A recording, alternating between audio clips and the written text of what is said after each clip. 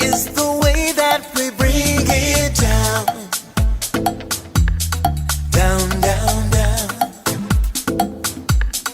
Down, down, down. Down, down, down. Down, down, down. Down, down, down.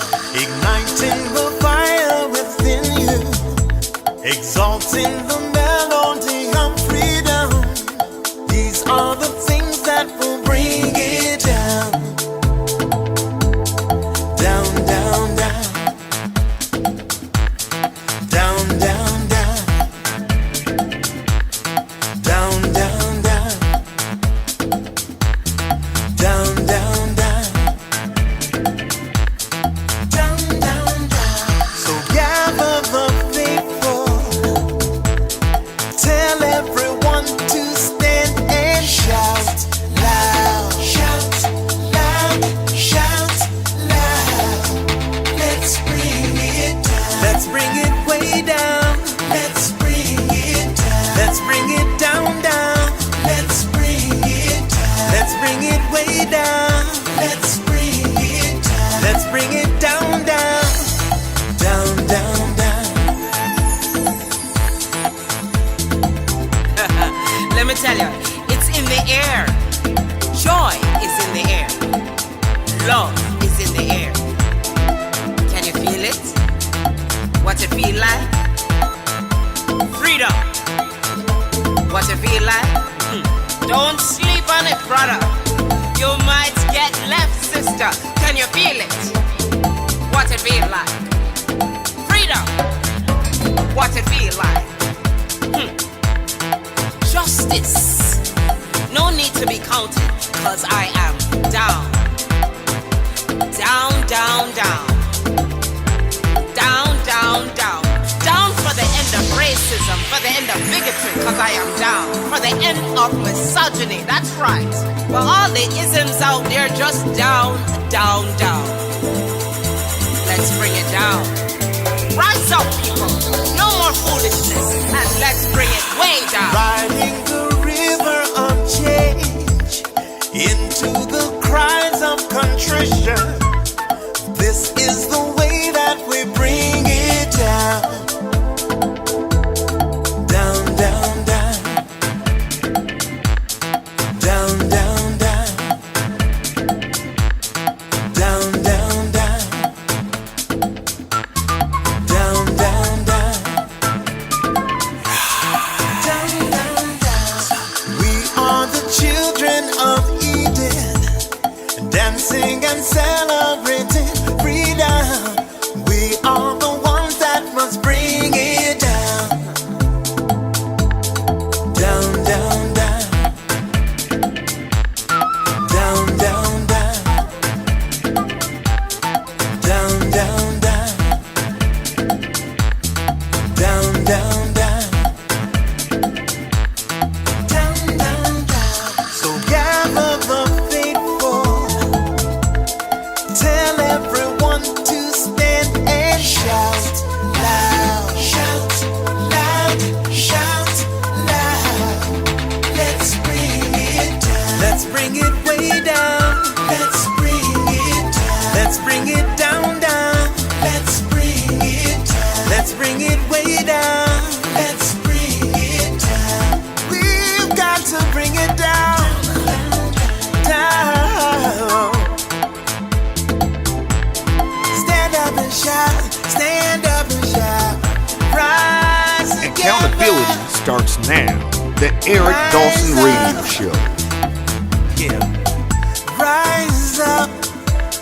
Stand up, shouting loud.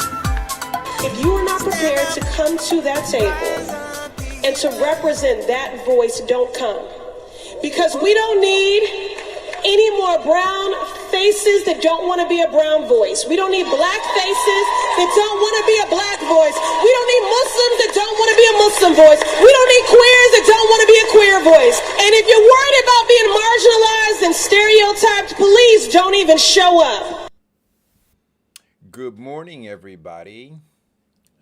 How How are you today? Today is Monday. Happy Monday.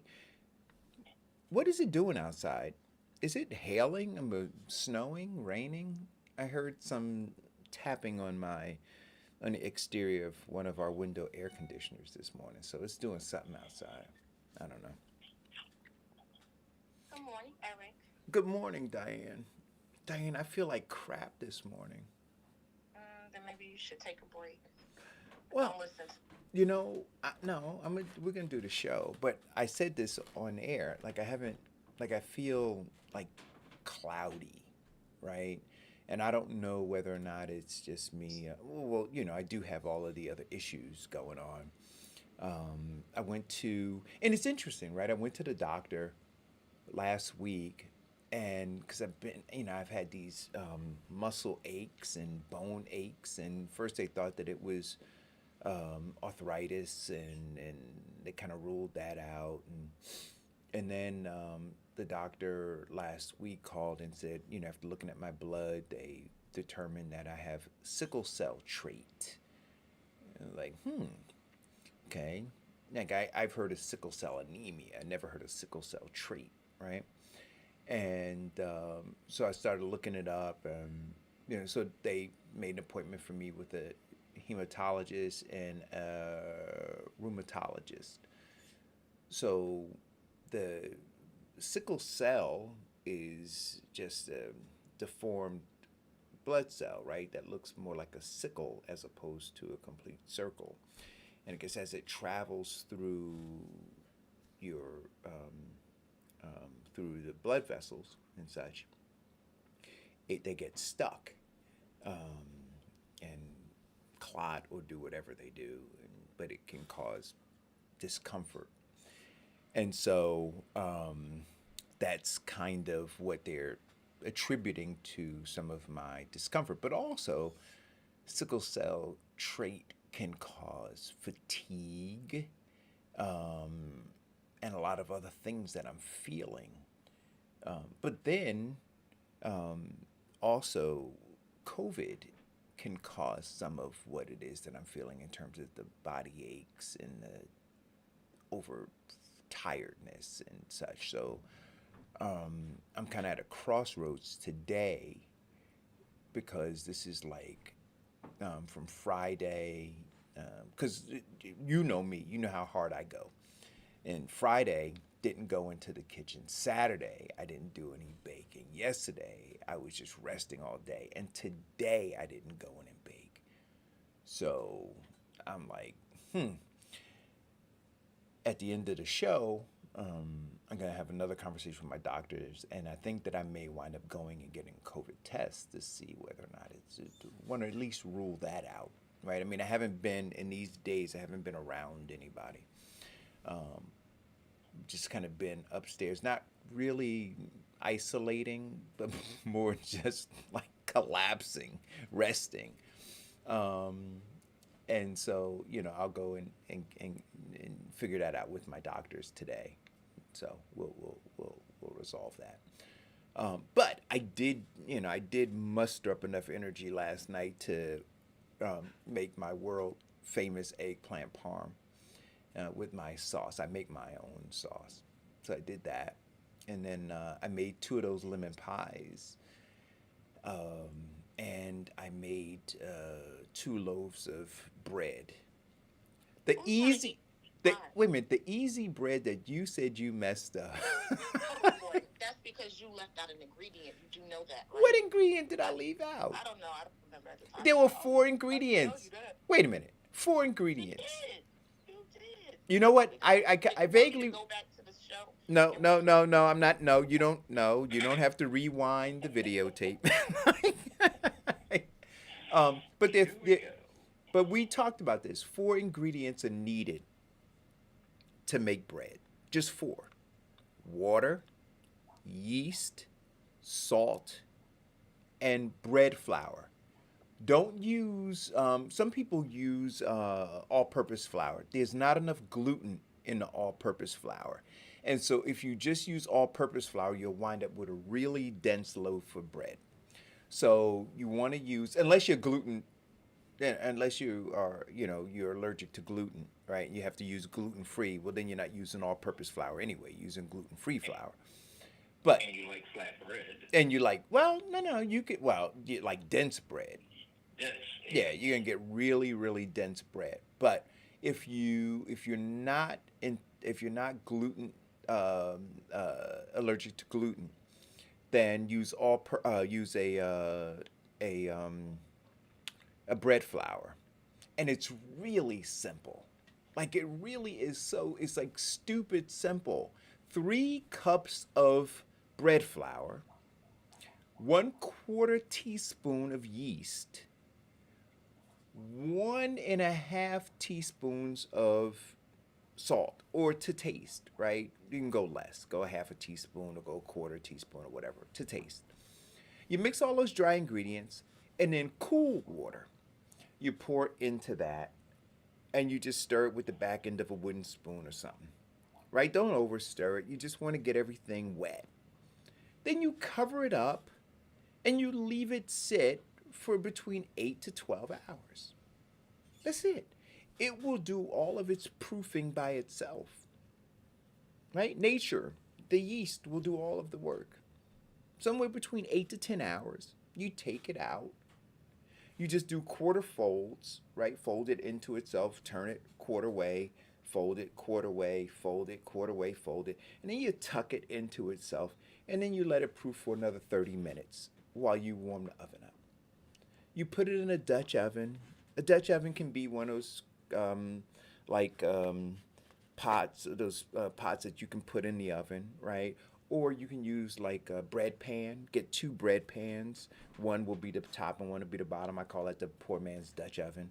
And then you can get like those clips that you get from Staples, right, to seal it together.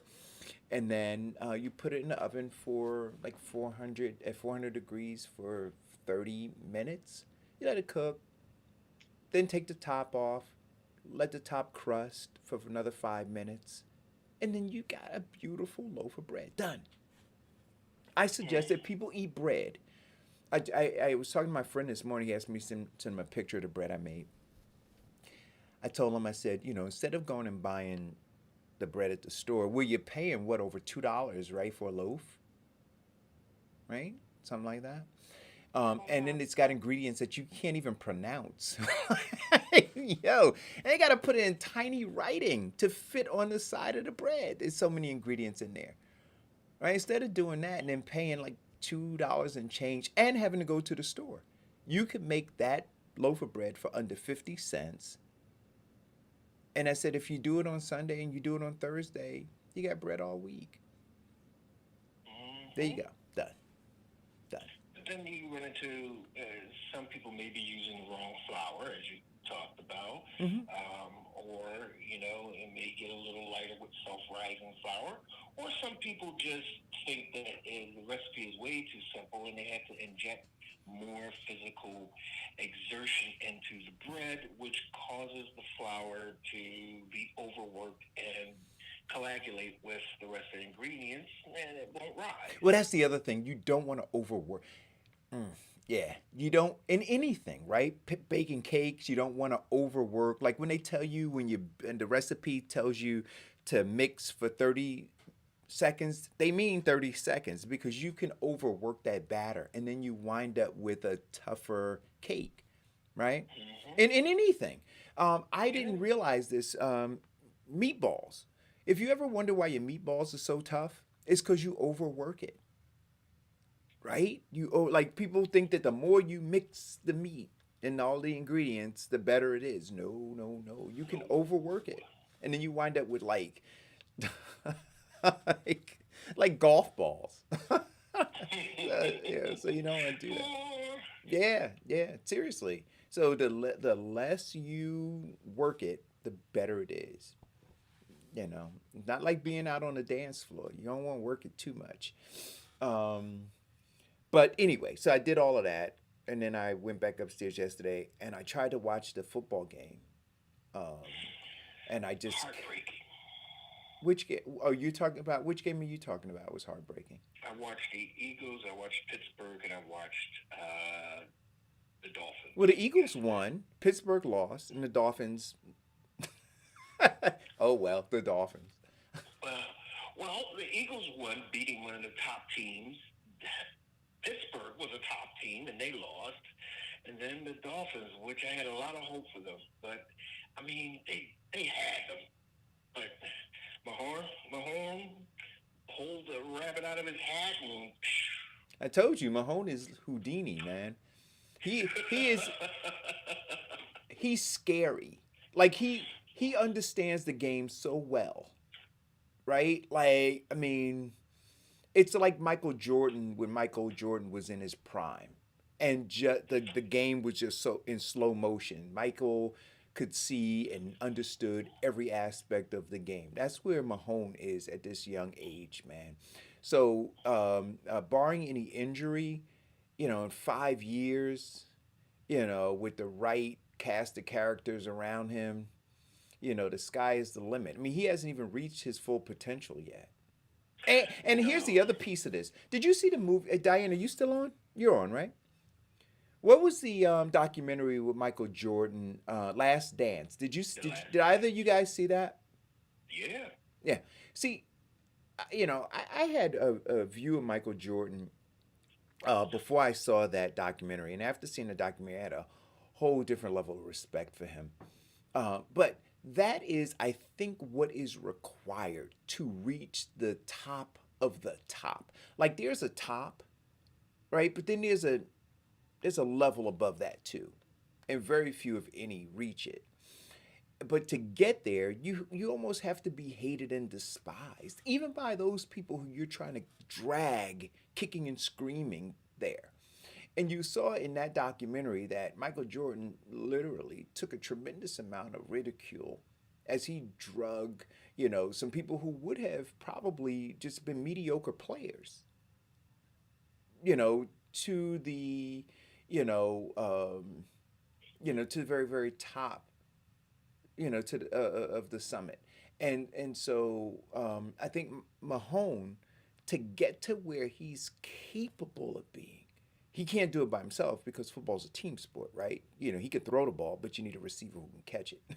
He can hand the ball off, but you need a running back who won't fumble it, right? You need blockers who can block to give him time to do what he needs to do. You need an offensive line that's going to give you more than 2.5 seconds. Right, and then you need a defense that doesn't put the team in a situation, where he's got to always pull rabbits out of a hat. So he needs all of that, and a special teams, right?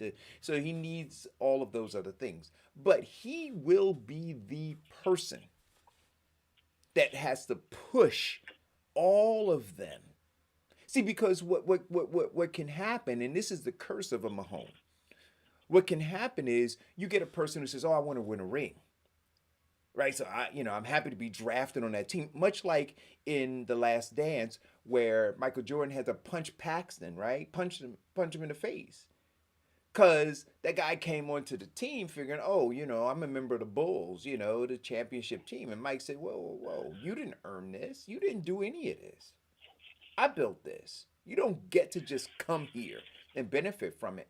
And Mahone is almost gonna have to take that same position, where when these players come and want to just kind of kick back, figuring they've arrived, he's going to have to say to them, no, you've done nothing. And see, when you do that, you become instantly hated, right? Resentment starts to set in. Who do you think you are? And then he has to be bold enough to tell them exactly who he is. And then he has to have a corner office in the Chiefs who back him up. All of those components have to be there in order for him to reach where I believe he's capable of going. But if all of those pieces come into sync, God help those other teams, man, because he's just gonna run over them. So anyway, that's my analysis. This is not a sports show, but that's my analysis of that. Anyway, on deck we have let's stay here since we talked about the sports thing, and then I want to get back to the coronavirus stuff too. I sent you guys a video of a coach who assaulted. I'm going to use that word. didn't discipline. He assaulted a 9-year-old kid. I think the kid was 9 years old. Assaulted him publicly during a game. I thought it was reprehensible. I posted it for anybody who's watching the show, will watch the show later. And then what I found to be worse, and then it just got progressively worse, was that he came on Twitter or wherever he went and he apologized. But he didn't really apologize, because what he said was, I shouldn't have done it there in public. I should have waited until we got back after the game. And then I should have disciplined him. Which kind of said to me, like, this is how I do it. I abuse them all the time. You guys have never seen it before. And I'm sorry that you got to see it.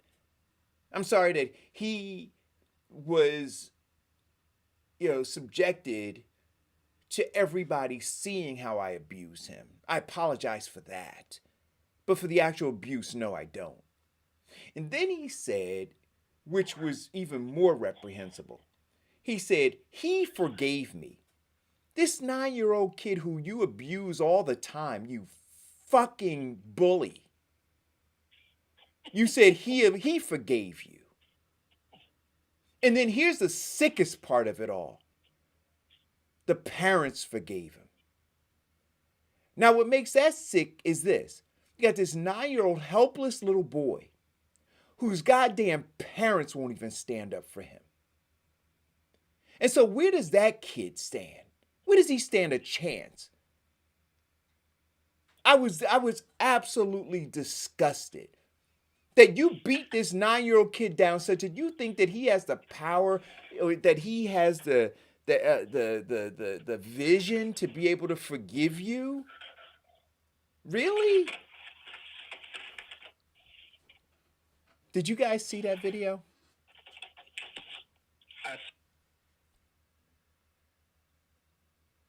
I can't hear you. Vincent, Diane, I think your audio. Now I can hear you. Can you hear me now? I got you. Yeah, I saw the video. In fact, it was viral. I saw it, Saturday? All day. It just kept popping up everywhere. People were posting it. First, I got a question. Was it his child? No. Yeah. It doesn't matter. Why does that matter? Abuse is abuse. Because every parent has the right to discipline their child, even though we don't agree with it. Hold 1 second. But the laws come Hold. in Let me take this call. Corporal punishment. Hold, caller. What is abuse? Wait a minute. Say that one more time. Parents have a right to do what? Every parent has a right to abuse their child. To discipline their child. Hello? Can you hear me? No, I can hear you. Okay, so yes, every parent has the right to discipline their child. Now, what makes it illegal, or that right becomes violated, is when the discipline becomes abuse. Well, I want to talk about the difference, but let's say call, go. I brought a caller on. I don't know if they're still on. Okay. What yeah. Makes the difference? Mm-hmm. What makes the difference is abuse. And, right. Define abuse. Now, define abuse. Huh? Define abuse. Okay. Well, it becomes illegal or abusive when it is consistent. Consistent. So wait a minute. So wait. The consistency of it and the severity of it. Okay, stop. I want to take this in small bites. So if I just haul off one time and punch my kid in the face, just one time, that's not abuse? It depends on the see. Now, that does not pass the level of consistency. But now you go into part two, the severity. No, that's what I'm saying. So now let's take consistency off. So we do it one time. How hard do you punch him to the point that it becomes abuse in your mind? Well, not my mind, because I went through this with the state of New Jersey. Right, but I'm just saying, but you offered that up. So I'm saying, so right, because No, you're but saying I'm that it's a clearing that wait, up. but let This me definition does not come from Vincent Squire and his right. thoughts. So This severity, definition, who determines the level of severity? the level of severity is therefore determined by three key factors. Uh-huh. First of all, the police, who, in the event, no matter what the event, will call the social services, who will come in. Oh, and the medical group, Right. who will come and evaluate and say that this is therefore considered not severe or severe, Right. and then the social worker. So you're saying it's subjective. Huh? It's subjective. It's subjective. Now, what are the key points that they look for? Bruises, injuries, How many bruises?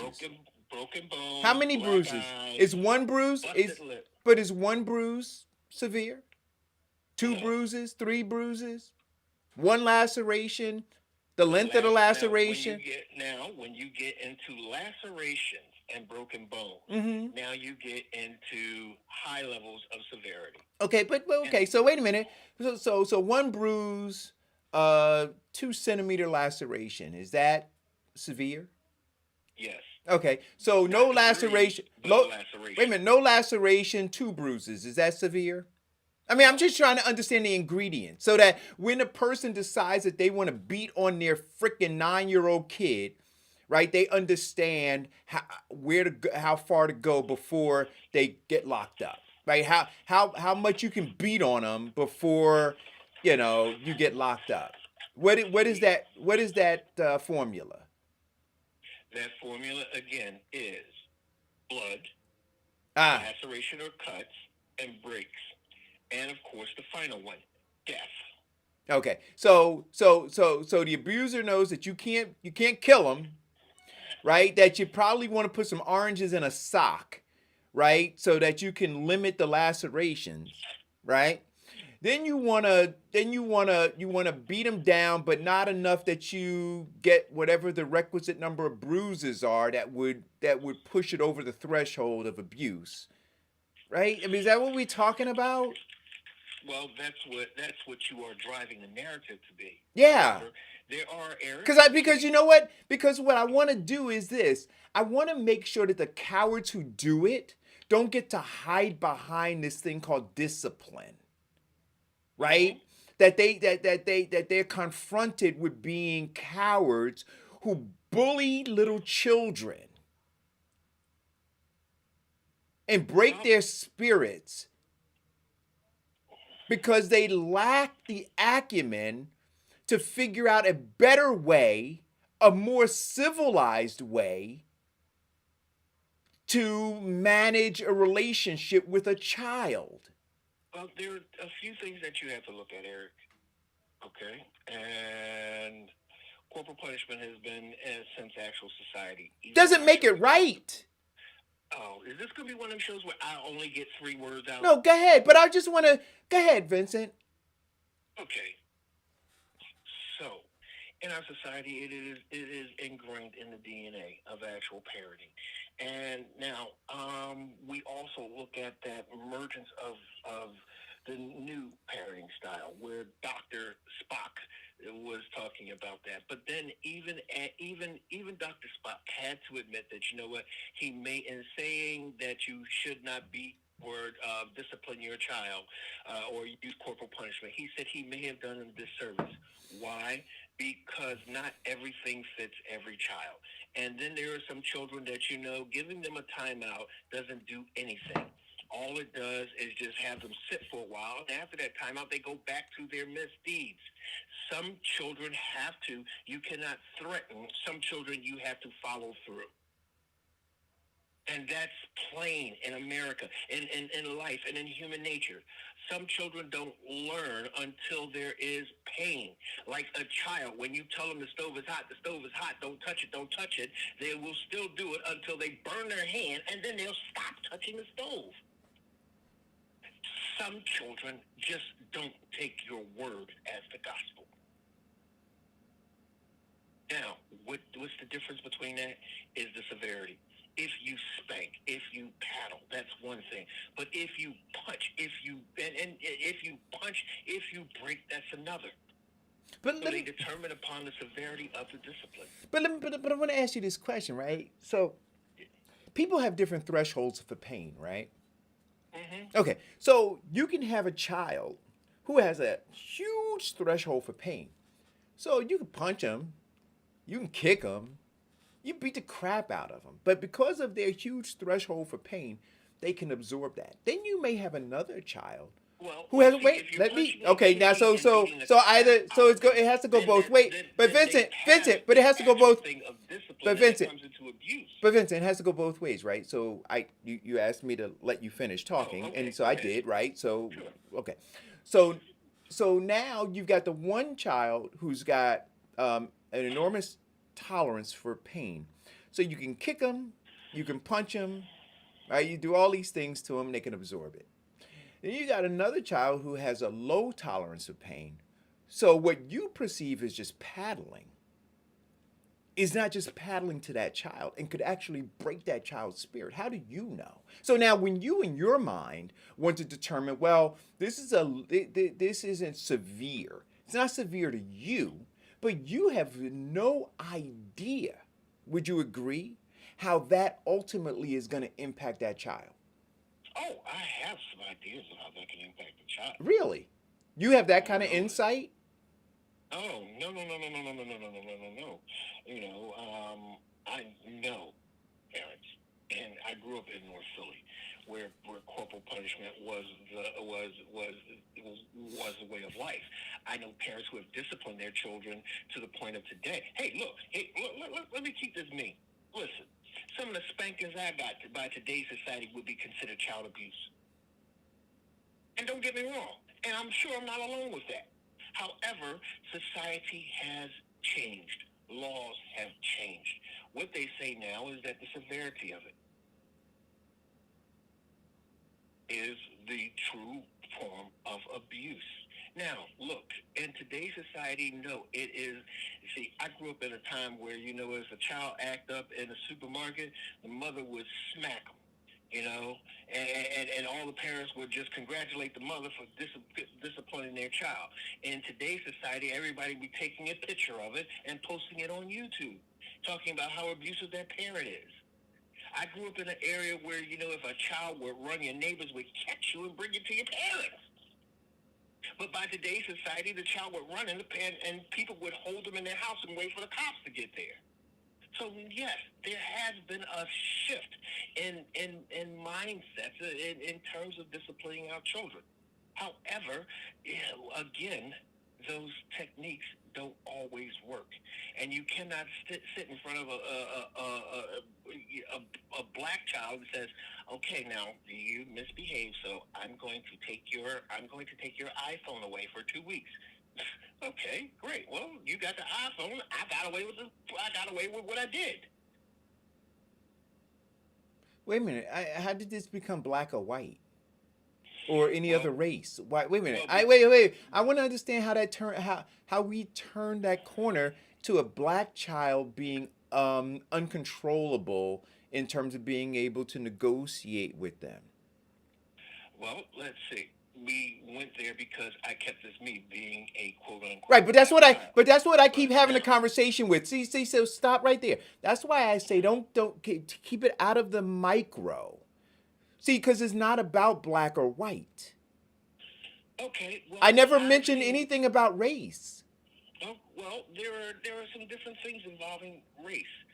Okay, and here is one of the things. The biggest shock in my life is when I went over my white friend's house and see them cursing at their parents. And I'd be like, no, I wouldn't do that. My mother would beat me silly. Or as she said, slap the taste out of my mouth. So there is a difference between how some black children are raised and how some white children are raised. But then there's some similarities too. So I don't want to get caught up. See, this isn't about race. It's about powerless children being abused by bullies.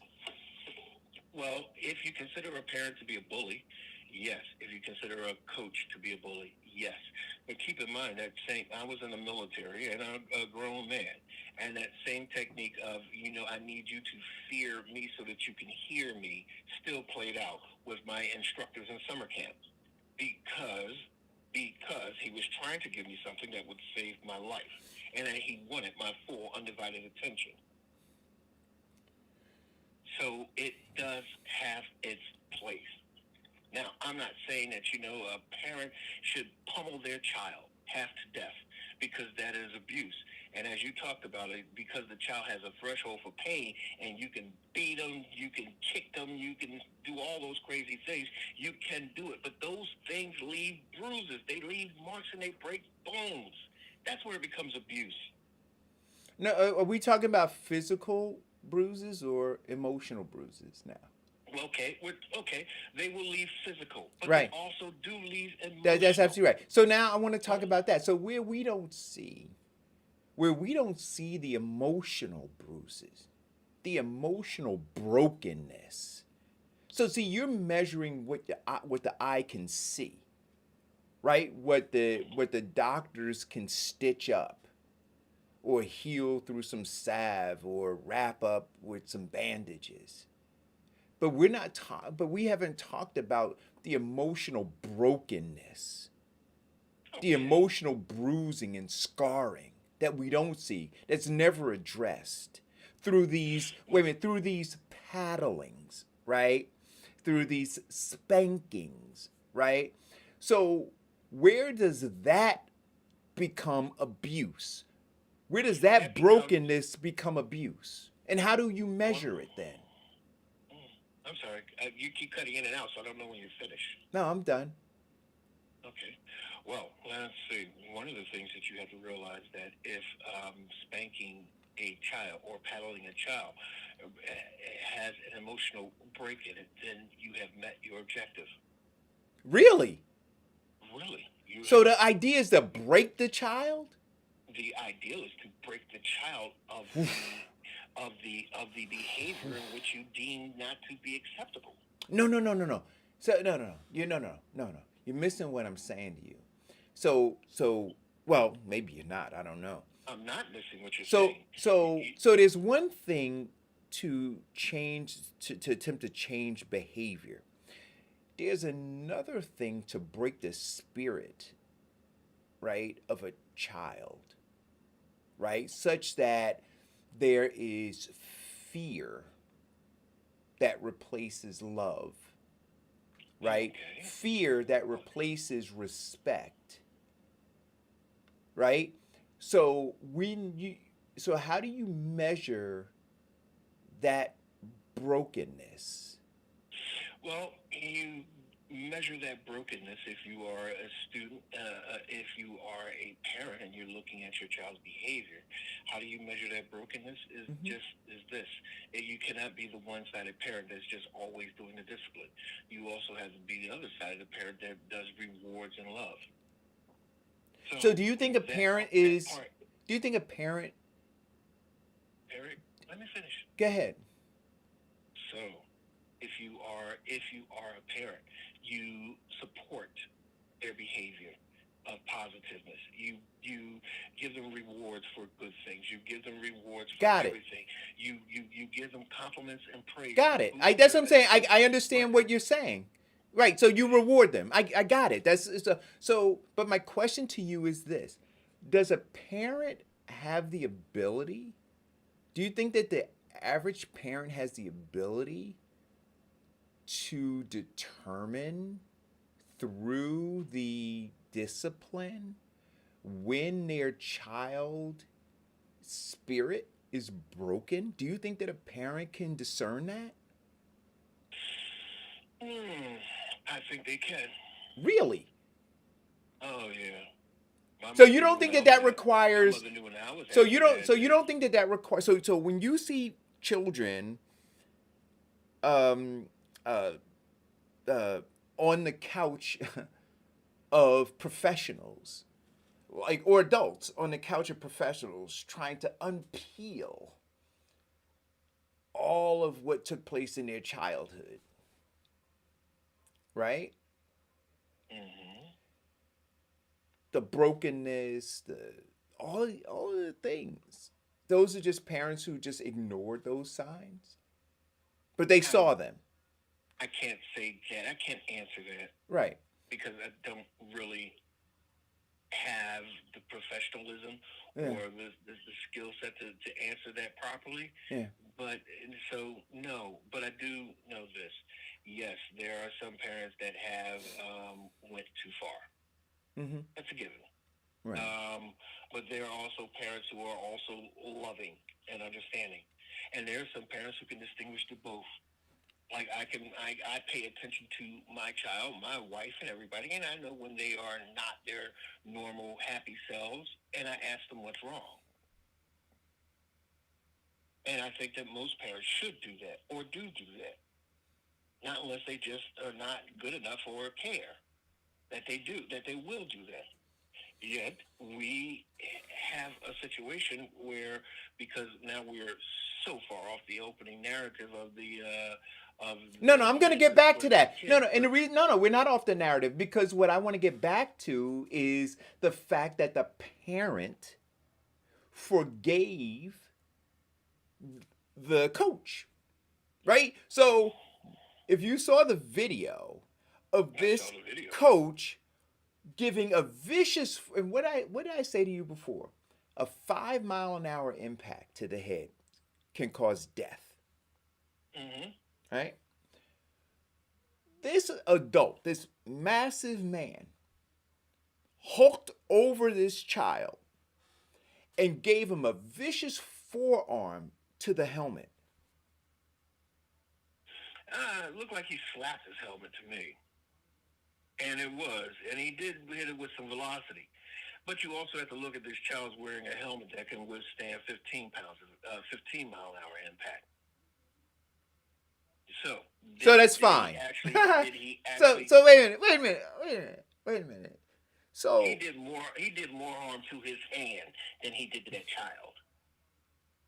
That's sad, Vincent. Like, really? Like, I'm listening to your narrative. Like, so yeah, it was velocity. He didn't really hit him. You use velocity. Use these terms that minimize what took place there. Right? But where I am is this. That you had the parents. Firstly, the coach, like I said, didn't apologize for hitting the kid. Just apologize for hitting the kid in a public forum. That's what he apologized for. So he said in his mind it was completely acceptable to hit him. It's just where he did it. And I don't even know that he was sorry for doing it there. It's just that he got such backlash on social media that he was pushed to do that. And then beyond that, he said that this 9-year-old kid, who I would imagine is like any other abuser, right?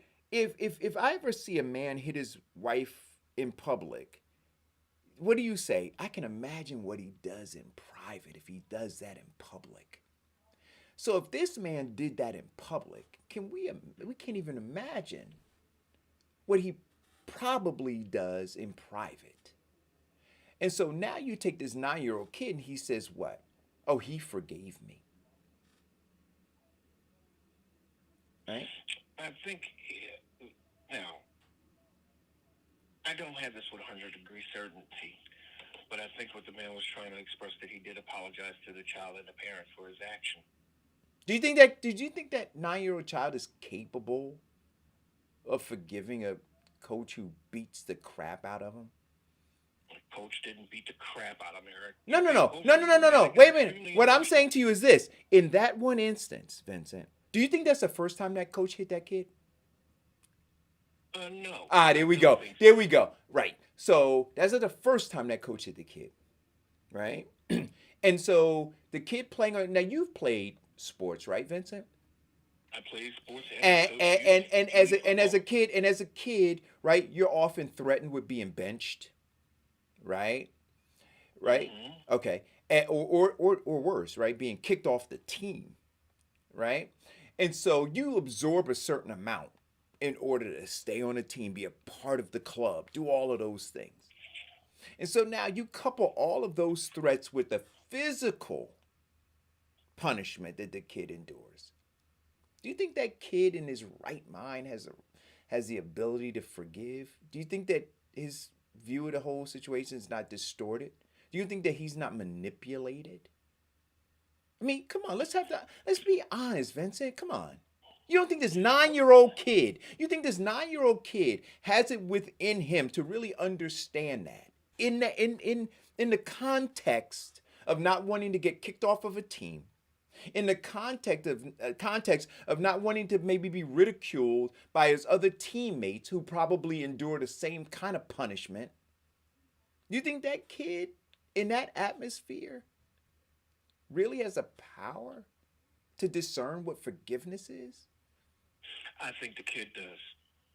Vincent, I can't. I'm getting ready to end the show because I'm gonna end the show because I can't anymore, Vincent. I really can't. I can't. Let me ask you this question. Yeah. And then you can tell if a child has the ability to discern forgiveness. Yeah. When you were a kid, did you ever get into a fight? With an adult? No, with other kids. Sure, that's different, Vincent. Okay. That's different. Eric, please just answer the questions and then I'll give you some time to elaborate. Sure. Okay. But I want apples to apples, not apples to grapeseed oil. Well, let's see. I can serve the dish if you just let me put it before you, and then you can determine if it's an apple or not. But if you keep interrupting me, we can't go anywhere. Go ahead, Vincent. Okay. Did your parents ever make you go and apologize? Sure. Okay. Did you discern the simple fact that you were offering up forgiveness? No. You know what I discern, Vincent? I'm going to be honest with you. That in order for me to get the approval of my parents, I had to do what they just asked me to do. And if it was around Christmas time, then yeah, I was going to give a real good apology so that I didn't miss out on my Rock'em Sock'em Robot, right? I didn't give a damn about whether that kid felt anything or not. I was doing what my parents told me to do. Okay. Now that's the honest answer. So at your age, if you could understand the subtle manipulations of your parents that you're going to do quick. That's my whole point, Vincent. Well, that's okay. my whole You point. just stated it. No, right. So my whole point is this. So for that 9-year-old kid, what he discerns is this. If I don't say yes, I accept your apology, I'm going to be kicked off the team. If I don't say yes, I accept your apology, I might be considered a snitch by the other players on the team, right? If I don't... Snitch, the man did it No. Understand where it... No, you're missing where the snitch part is. And this is where I think because you want to be right, where you miss the snitch part. See, because all of those other kids are willing to surround that coach and not call him an abuser. If this 9-year-old kid said, I don't accept his apology, then what he's calling that guy is an abuser. That's a snitch. And so in order not to be a snitch, he wants to fall into the rest of the crowd and say, oh yeah, I accept his apology. Okay, so you're saying that, all right. No, I said what I said very clearly. So rather the kid emotionally or truly accept his apology or not is not the issue. The issue is that the kid accepted in public his apology and that the man issued it. Let me ask you a question. What do you think would have happened if that 9-year-old kid, because the parents accepted the guy's apology, right? So let me ask you this. I want to take you down this road for a second. Do you think, Here we go. wait a minute, do you think that the parents lay hands on that kid? Of course they do, Vincent. See, this is what I'm saying. See, Vincent, if they're going to watch a coach hit them, see, it was a very simple question to answer. If they watch a coach hit their kid, you don't think they hit their kid? Well, I have not gave that some consideration. Vincent. I was thinking more in terms of, Vincent. This coach hit my kid, and I may accept his apology, but I am going to, check his chin. Vincent, come on. Vincent, Vincent, see, this is, I'm trying really hard. Do I think that the parents hit their kid? Probably. No, yes, Vincent. If I want you to understand, wait a minute. For all you guys who are listening to the show, if you never laid a hand on your kid and you saw a video of somebody else hit your kid, what would you do? Because if you never hit your, wait a minute, because based on what you're saying, Vincent, right? If the parents, if their child reached 9 years of age and they never had to hit them, that means that other forms of discipline worked, right? When you said, oh, taking the iPad away or the iPhone away, apparently those things over a 9-year period worked. And so now for them to see somebody else have to resort to corporal punishment to escalate it to that with their kid, you don't think that there would have been like major backlash? Oh no, there would have been like major me whooping his behind. So when I asked you the question, the coach is behind. Right? So now, when do I believe that the parents beat I didn't say kids? beat. I didn't say no. Wait a minute. I didn't say beat. I said hit. I didn't say Hit beat. their child. Right. Okay. Probably. Right. Okay. So now you have a child whose parents hit him. Then you have that child whose coach hit him. And when I say hit him, I don't mean just once. Hit him in public that time, but in private, in practice, right? Too. You have the child whose parents say to the coach, we forgive you. Right? So now you have these adults on both sides, coach and parent, who hit this child. And one forgives the other one for doing what the other one does too, right? What do you think would have happened if that kid said, I don't forgive you, coach? Just give some thought to that for a second. No. And then give an answer. Maybe it would give the coach a deeper understanding of changing his technique. Really? You don't think that kid would have gotten... Go ahead, Vincent. Or maybe the coach will say in his mind, okay, F you, and keep moving.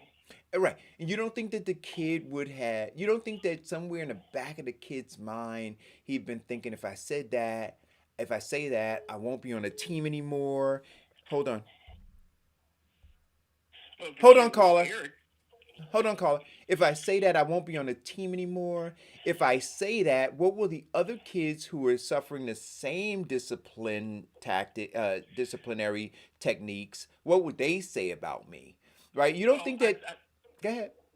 I think if that kid was Eric, he'd say... No. Don't worry about it being me, because I want to bring it out. It's not about me. It's not about me. I'm just asking you, what do you think the child would be thinking? What do you think? You have children. I have children. You have children, right? So what do you think might be going through that child's mind while he's sitting there with adults? When the coach apologized? Yeah. Okay, maybe the coach was wrong. Ooh, the coach admitted he was wrong, even better. Or, hey,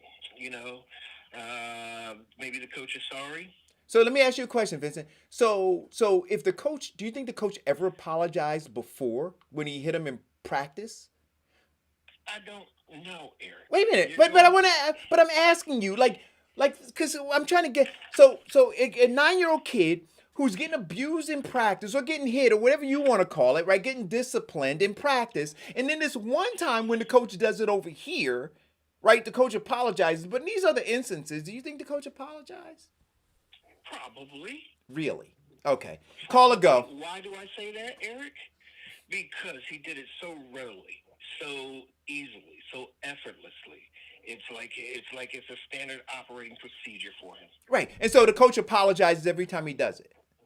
Every time. Like an abuser, right? I kick the shit out of my wife and then I apologize to her. And I get her flowers. Call or go. Hey, I can't believe what I'm hearing. Hopefully I'm coming through this clear. But I can't believe what I'm hearing. Instant is quoting legality and without understanding legal don't mean right. I think it was Mean Joe Green who used to come off of his head and smack people in the helmet. And it would make the person so delirious, they had to make the move illegal. Now, Deacon. You Deacon Joe. Yes. So you have some reference to what I'm talking about. But this is a grown man. I don't know if it was open hand, closed hand, or whatever. That child's brain is still developing. And not once, twice, but the most sickening thing about the whole experience is those other kids watching. The kid who received the blows, mental damage, is probably physical, and he probably did brain damage to that kid. And it's not funny. The kid had a. Did you? Think this. Go ahead. You can talk all you want. The kid and analyze the brain from playing football, from the constant hitting in the head to brain damage. I don't even know if kids can really even be playing football today. But the most sickening thing about it was that this thing, somebody had to actually film this from the TV screen to show everybody else, which means the officials who were standing right there, you can see them. They're standing right there. They should have threw that coach out of the game. And if I was a parent, it wouldn't been no forgiveness. It would have been me on the field tearing your head off for hitting my child. Now, if you don't understand the racket that is youth sports, because now and the psychology around it, these coaches, these leagues, if I don't hold the line, my kid won't be able to be in the league. He won't be able to get to school shirts. He won't be able to go to. This is the whole racket here, and just for everybody to just be in that close vicinity and watch this man do a lot. And it's not just that kid. It's that whole thing. Believe me, it's that whole thing. So now, for you to marginalize it in the way that you're doing it, and you really need to check yourself, because this is the brutality of the first time that has been outlawed in athletics since Bobby Knight threw the stairs off the floor. This thing has been outlawed. They got all kind of code of conduct. You can't scream, yell, or whatever act style game, but you need to tell me the coach can just smack the kid in the helmet, jog his brain like that? So, jog his brain not once, but twice. Mike, do you think that was the first time he smacked that kid in the helmet? Probably not. Right. So. I'm not gonna assume. Right. People lose it all the time. I think that especially when because I mean this was a televised game. I mean, I want you to understand this. This is a televised game where you had people in the stands. You had parents. You had film crews. You had officials. You had everything, right? It wasn't, guys, now look, first of all, we're over-dramatizing the actual incident. It's not a televised event. It's a Pee-wee football team, and people got their iPhones. No. Okay? Right. So, Second of all, now let's look at this. You're saying that he smacked this kid in the head, giving him brain damage. The kid had on a helmet. right. So let me say this to you. Let me ask you this. All of these players that are fucking brain dead, excuse my language, that are brain dead from colliding their head into each other is what? That just, you don't believe that football can cause brain damage? Yes, I do. Shot and repeated hitting. So he repeated. It's the kid in the head. I got another question for you. Is a minor brain developing to the point of full without let me rephrase this. Was the child's brain fully developed? Can it be altered by trauma? Can brain be altered by trauma? Yes. Okay. That's all I need to know. And you're disgusting for having this. You don't really realize what you're saying. And corporal punishment is only been illegal for a couple of years, but it was wrong. It's wrong. You can't. Corporal punishment has been legal for a couple of years. It's been illegal in this country. You can't paddle. No. Corporal punishment is yes, you can. Yes, you can. Listen to me. Not only do I know it, I've experienced it. Yes, you can. Yes, you can. In fact, the Supreme Court in New Jersey, Supreme Court upheld corporal punishment for the incident with the football player who hit his child with a switch. Why did they arrest him? Why did they arrest him? Why did they arrest him? For the simple fact. Are you finished? I'm listening. Why did they arrest him? For the simple fact that someone called the police. The police investigated. They arrest. They make charges, and then it therefore goes before the judge, who does the true interpretation. And the interpretation, according to the laws of New Jersey, and it was upheld up to the Supreme Court, that yes, corporal punishment is allowed. It depends on the severity and the consistency of the act and the action. So you can smack kids in the head with a helmet on. Listen, brother, listen to me. I smacked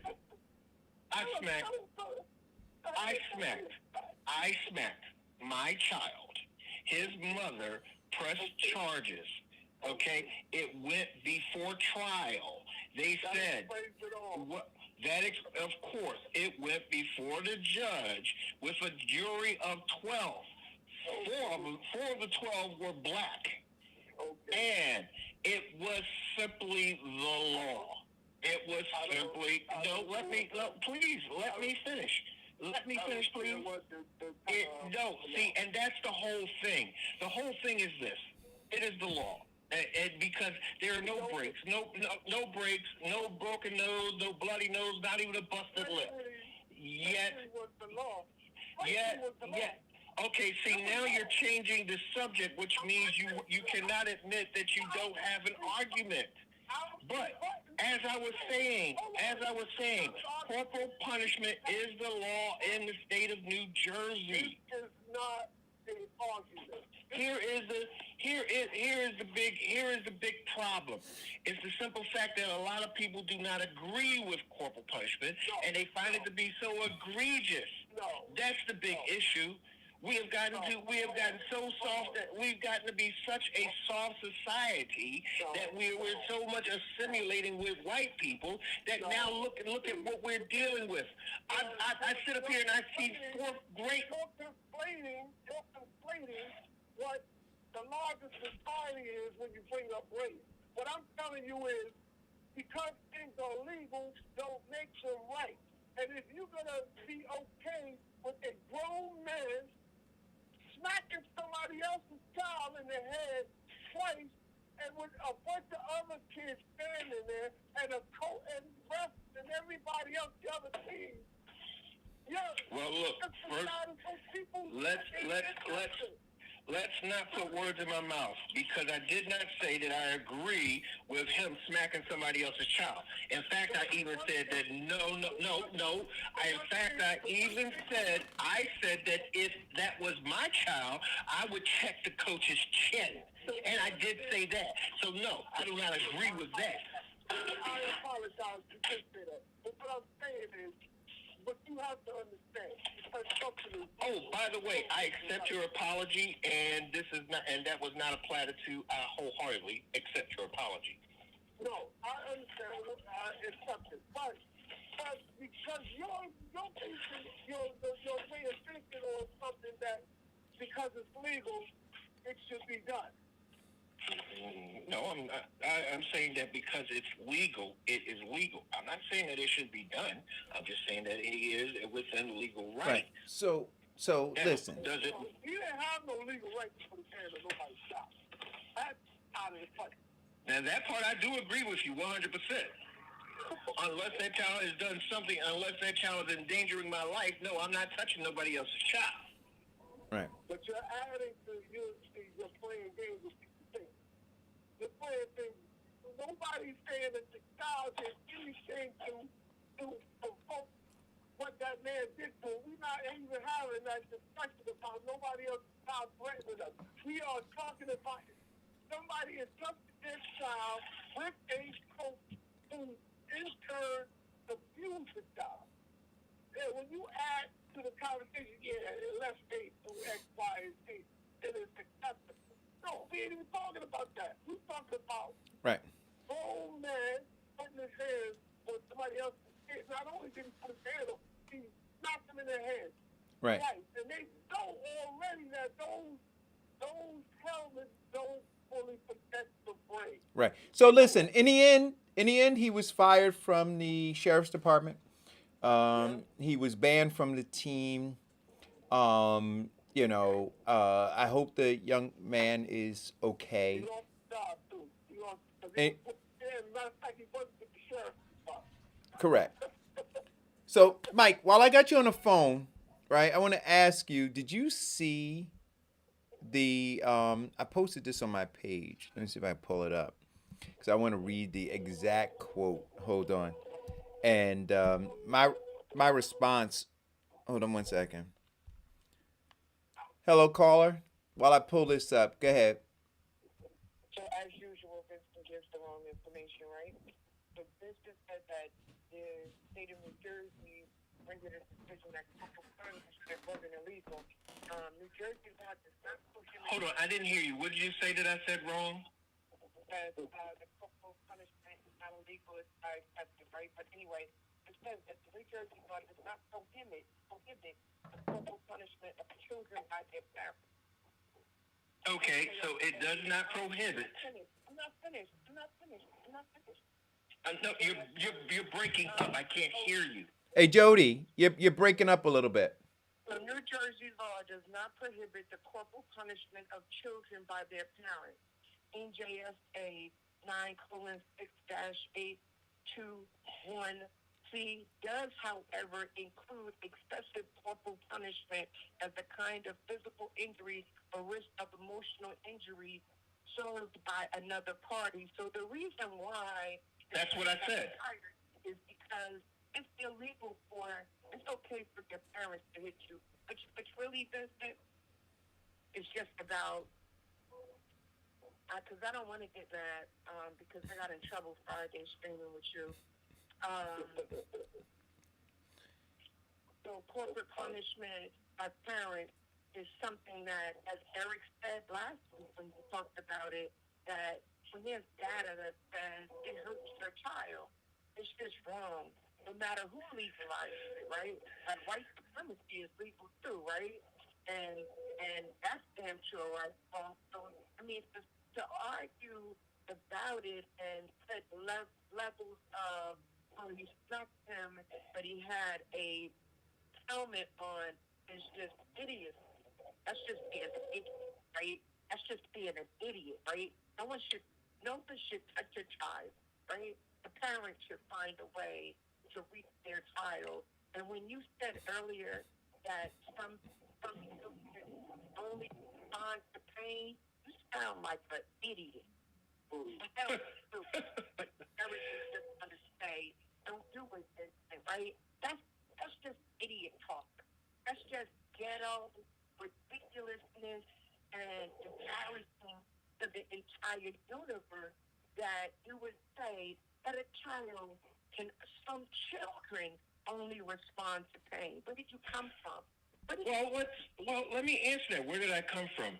Because the true idiotic theology or ideology or theory that, you know what, every child does everything by the same technique, that goes into the term of idiosyncrasies. Yet, we don't realize that some people respond more when there is a threat of pain or pain and understanding. Okay. Well, I was being nice about it, but when you think that all of these techniques that you read from Dr. Spock and all these other people saying that give your child a timeout or take away their iPhone is punishment enough for them, then you get into a term of you being an idiot by somebody else who is making you look like an idiot because you're basing it upon their opinion of their child and not yours. The bottom line is that every parent has to find a way to work for their child. And some children, yes, those things work. But in some children, no, it don't. And that's plain old fact. That's not being an idiot. That's being real. When you sit up here and go into this false narrative that no child should be spanked, that's complete idiot. That's being an idiot. Because there's That's the embarrassing term. They need to whip it. Pull the whip out. Exactly. Oh yeah, hit him with a whip. Right? No, it said beat a child with a whip because the state of New Jersey actually says that you can use corporal punishment, but it cannot be egregious to cause injury, either physical or emotional. But go ahead. But no. What you are to do is to be a parent. And if you are going to discipline your child, then show some restraint. Don't beat out of anger or fury or anything like that, but show some control. That shows you being the parent. Use some violence and correct them, right? Use the violence. Correct. No, I'm not saying use the violence because some children you can use your words. And for my daughter, the greatest thing I could ever do to discipline her was be disappointed. She would cry for days. So, Vincent, do you believe that, and then I wanted to move on to this other thing, but do you believe that for the parent who does use corporal punishment, that they're teaching that child that the only way to resolve a conflict is to resort to physical, corporal punishment? Yeah, corporal or punishment. Or physical violence is Yeah. in all answer all? Yeah. I believe yes. That does happen. Okay. It doesn't happen to all of them and every last one of them. It is not an absolute, but it does happen. Okay. Our society is based upon. Okay, I'm sorry. I'm Yeah. gonna keep this 25 words or less. Go ahead, Eric. No. I just wanted to ask that question. All right. So Yeah. since I have Jody and I have Mike on the phone, you on the phone, Vincent, this is what I posted. This came from Black Lives Matter. This is their official post that they put up. It says, the night of their victory, we, meaning Black Lives Matter, sent Joe Biden and Kamala Harris a letter requesting a meeting. Said it has now been 32 days and we have yet to receive a response. To set up a meeting with civil rights leaders without Black Lives Matter is unacceptable. And I just posted that and I just put duh. I mean, so it says the night of their victory, Black Lives Matter sent this out, right? Requesting a meeting. And what we've all talked about is this, that once the horse is out of the barn, you got no control over it, right? So Biden and Harris are out of the barn. They already got Fish Fry Joe who said, hey, listen, they don't owe me nothing. You had Kamala who said, I ain't doing nothing specifically for black people. And you had Black Lives Matter who wasn't organized enough to say, hey, listen, we demand a meeting before you get elected. And we want some specifics on tangibles. So none of those things occurred. So after they got elected, they sent a letter saying, hey, would you meet with us? And according to Black Lives Matter, it's been 32 days and they have yet to receive a response. What say you about that, guys?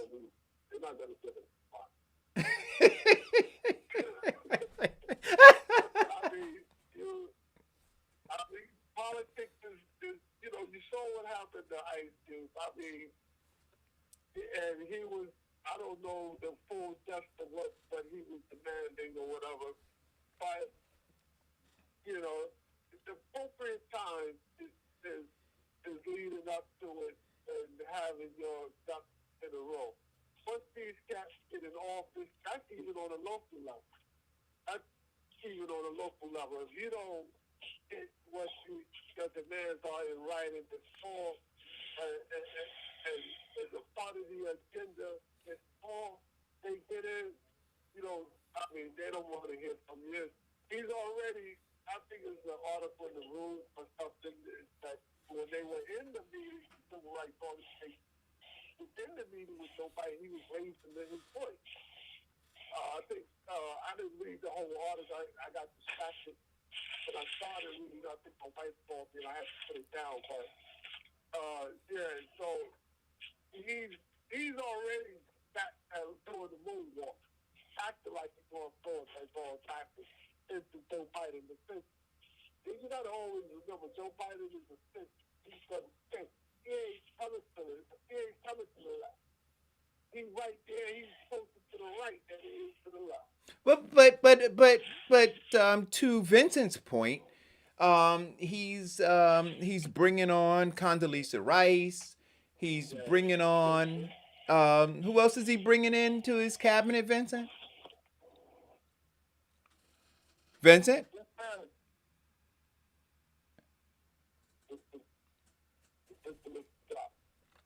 Oh, I don't know where. Did I lose you, Vincent? Oh, no, I'm still here. He Yeah. brought in Fudd from HUD Mhm. for HUD. Let's see. He's got the retired general who is who is Secretary of Defense. He has a couple of other people and Hispanic. He is keeping his promise of having a diverse cabinet. Right. Now, Go ahead. Also to everybody's point is this: now that he's elected, there are a lot of people who did not support him.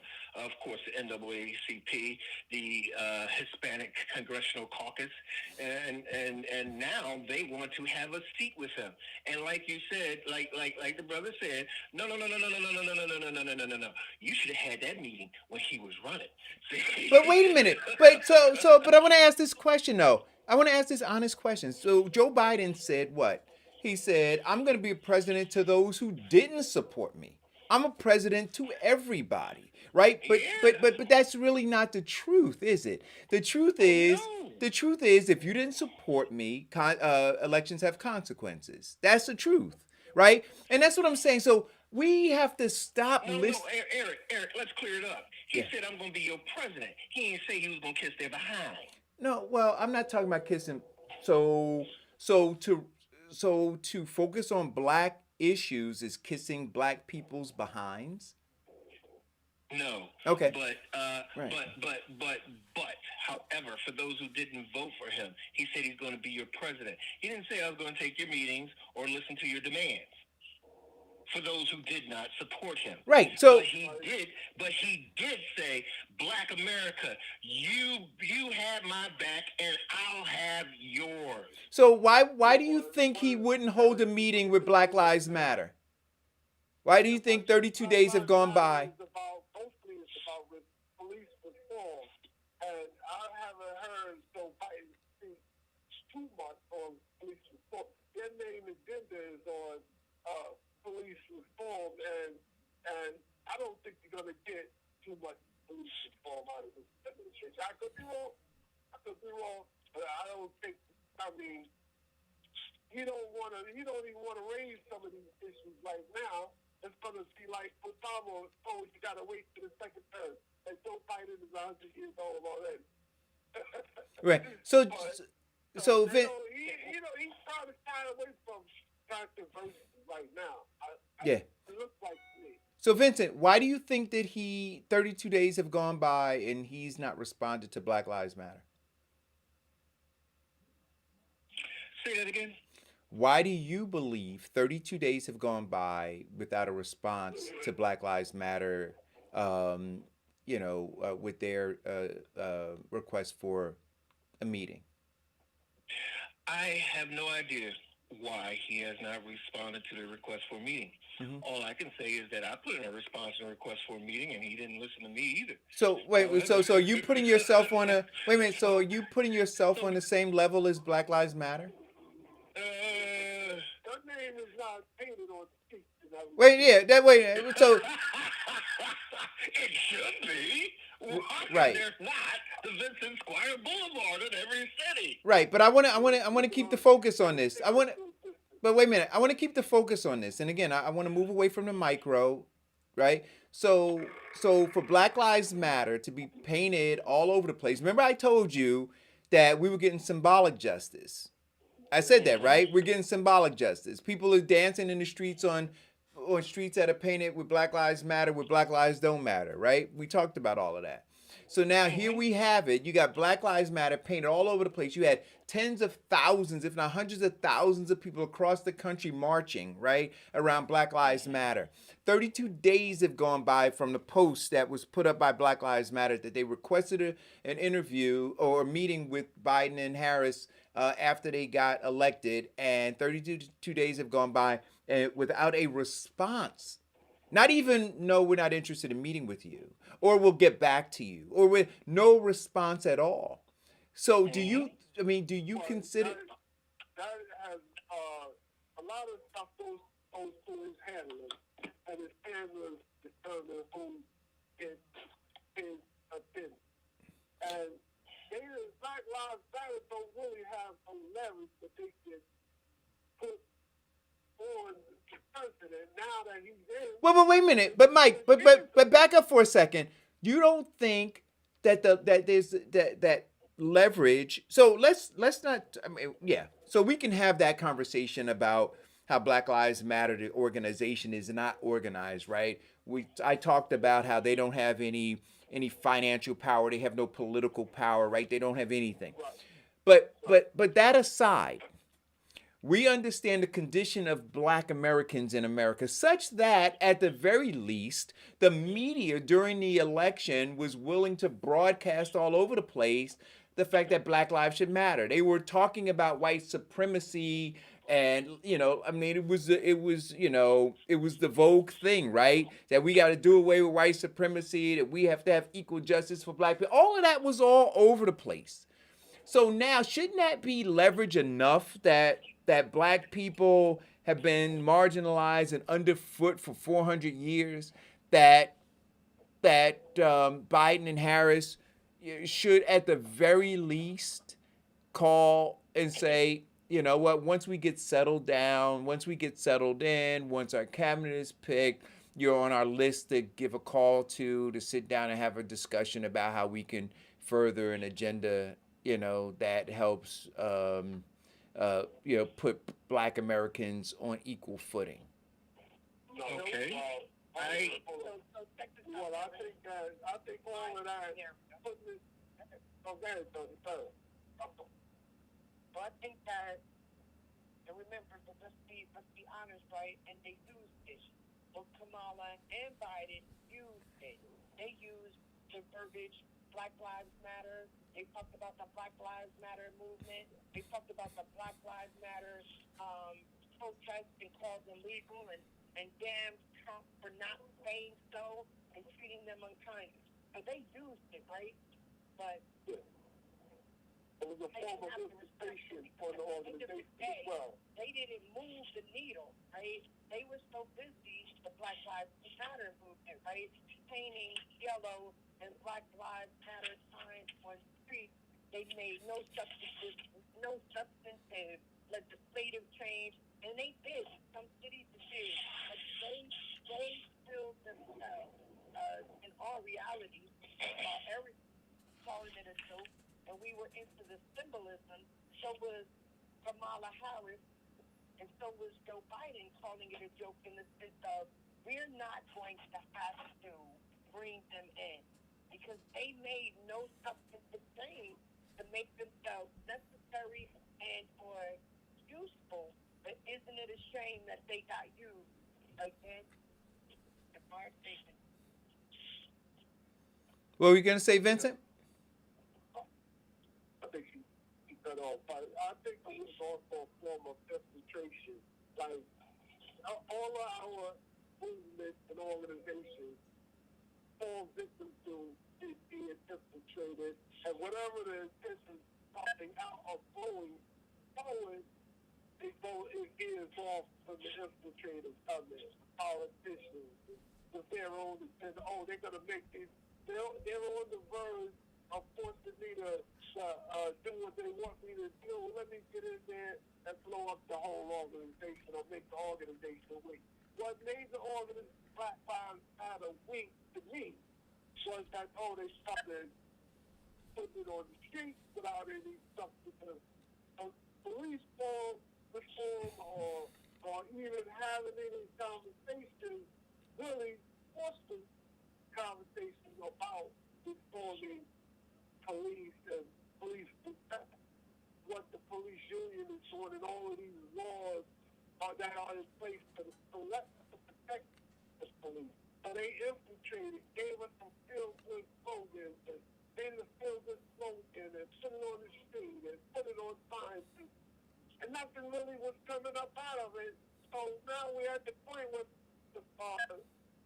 was used to help elect the president. Now the president is elected, there's no real positive things that he has to do in return. Well, one of the big things is that the Black Lives Matter group did a lot of work and a lot of groundwork for the Biden campaign. The Black Lives Matter group did a lot of support and fundraising for the Biden campaign. And they did a lot of upfront movement for the Biden campaign. So, yes, there is something that should be done for them. Yes, it is. But as Eric also stated that, maybe it's a conversation that he will have once he gets settled in.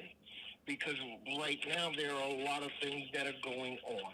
In fact, the Electoral College is voting right now, and Biden has 7, and Trump has 35. So there are a lot of issues that are going upon this president. And you're looking at Donald Trump doing a scorched earth policy.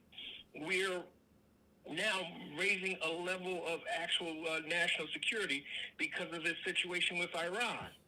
So, and they just started rolling out this vaccine, which Donald Trump had said that he was going to fire, or the CDC guy should be fired because they haven't made a decision fast enough for him, which causes what it has to do, and let me get to it because people are becoming impatient, is that there are a lot of issues right now that are on his plate, and I'm sure that Biden will keep his promise and have a meeting with them. But wait a minute, but you agree? Wait a minute, Jody, 1 second. You agree? He is never going to meet with them. He has no intention of meeting with them, and you know that. No, I don't know that. So wait a minute, so we cannot Vincent. say that. But Vincent, you will agree. Defunding the police has to be defined. You have to have a definite version of how you're going to defund the police, because nobody wants. Let me finish. Because nobody wants less police. The Democratic Party is going to blame them for. They're going to say that they can't meet with them because they kind of got the truth, because they started a message that said defund the police. And since that snaky old Clyburn really is running on that's the reason why the Dems lost the down ballot, he's running on because they were talking about defund the police. They are never going to meet with that group. They're going to blame that group for that. They're going to say that they were responsible for that, and they helped the Democratic Party, and so we don't have to do either. Vincent, we can agree, right, that Biden isn't the only one looking. Let me define the police issue. New York City has $8 billion budget. $8 billion budget. They're saying, all right, you got an $8 billion budget. Can you use $1 billion for other services other than just buying tanks and all of this other artillery? Can you use $1 billion to help people that have mental illnesses so that you don't have to corporate punish them? And so the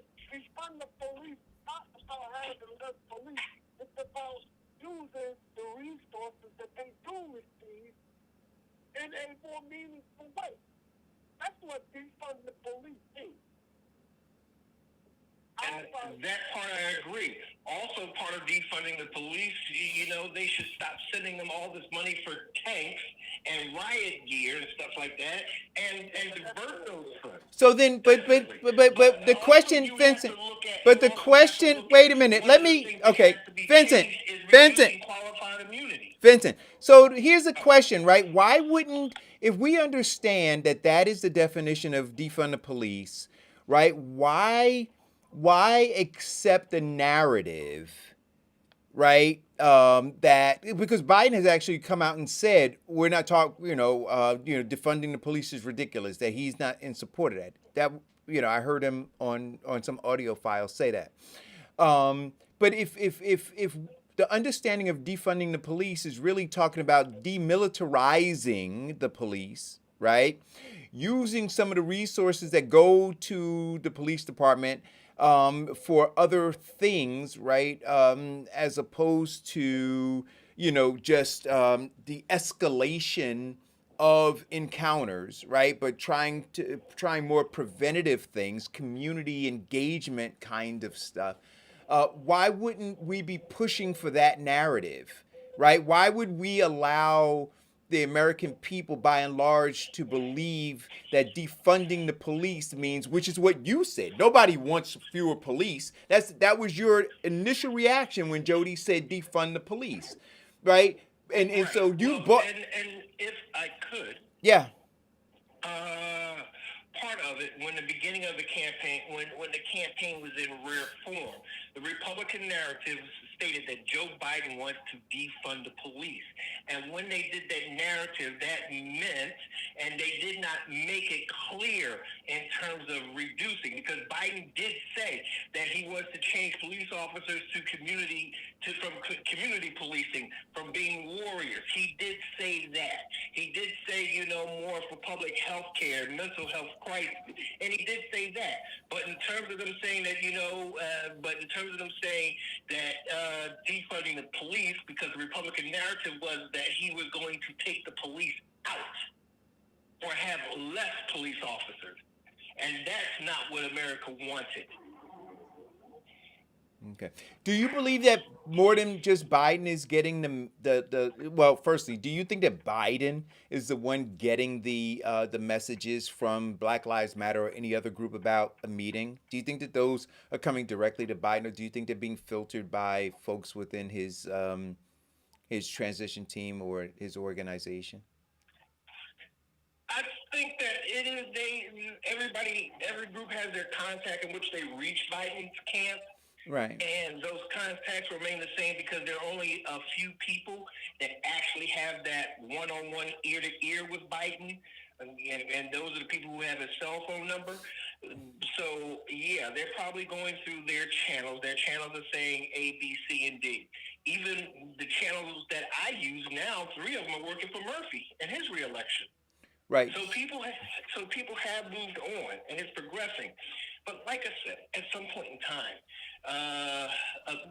meetings will be had. Definitely, meetings will be had. Okay. Why? Because America has now grown a longer memory and understanding when they talk with politicians that you have the ability to elect you or not elect you the next campaign. Okay. So listen, with the next 25 minutes. Eric, can I ask you a question? Sure, you may. Do you think that's funny? Yep. I can't hear you, Jody. I said, do you think they're ever going to meet? Do I think, or Vincent? No, you, Eric Dawson. No. He's going to give them a meeting? No.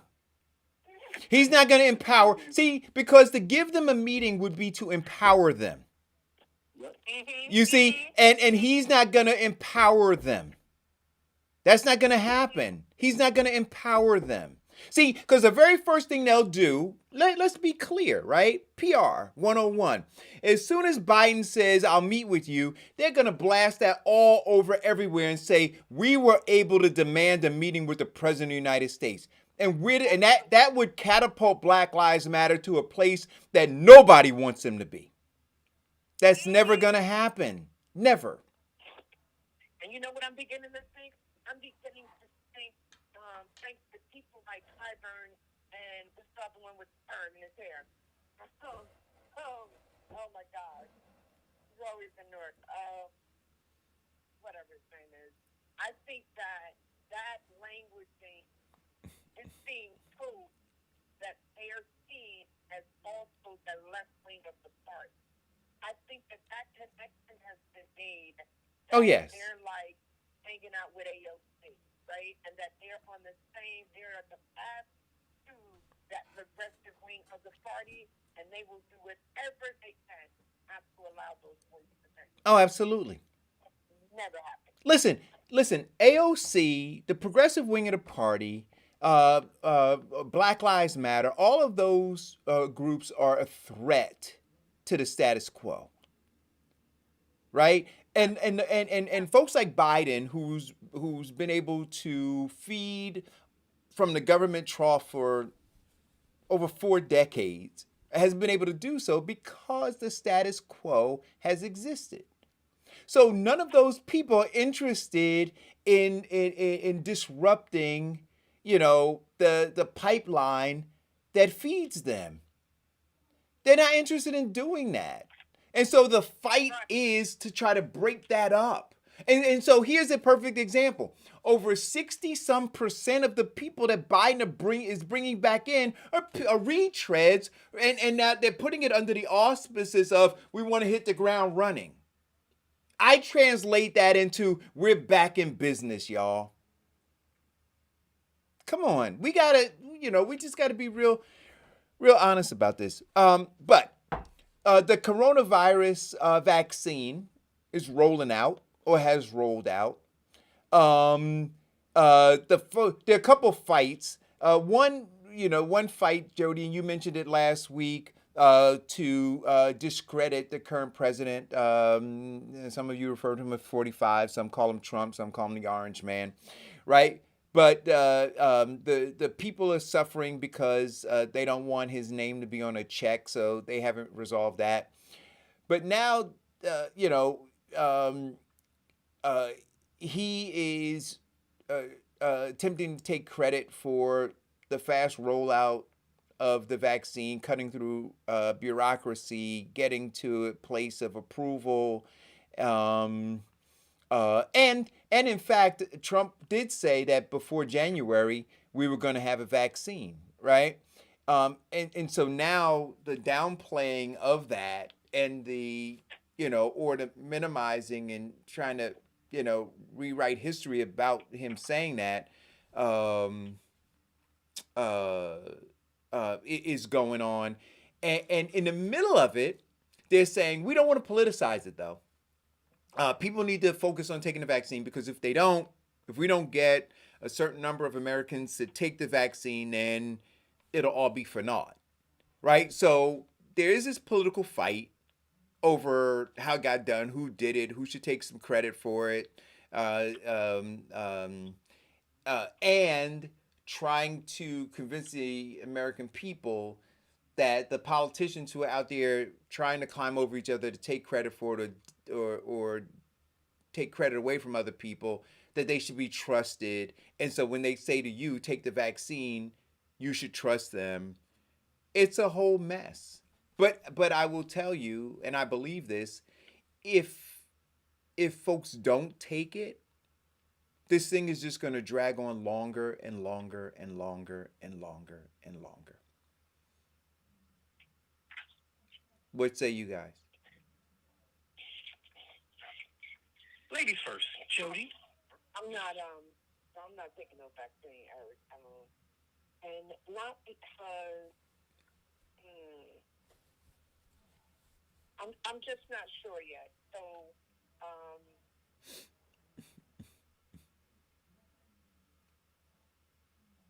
I have to see. And while I am I can intellectualize that, and I definitely don't fall prey to all of the bantering and the anti-vax and all of that. I just, for something that usually takes such an extended period of time, to roll it out so quickly and so swiftly, to be able to know that it's okay in this short period of time, I just need around. And listen, I've also told me that UNC will have it effective 28th, the 28th, by the 28th of this month. I work in a house, in an office, medical office. I can definitely get a vaccine. I have to think that through, it doesn't have to do with Trump, and it doesn't have to do with the rhetoric. It's just that I have to feel comfortable about that, and I'm not comfortable about that yet. No, but at the same time, right? I had an incident this weekend where I had to take a COVID test. Me and my daughter tortured my soul. I didn't get it from the people in which I serve, but from someone in the office.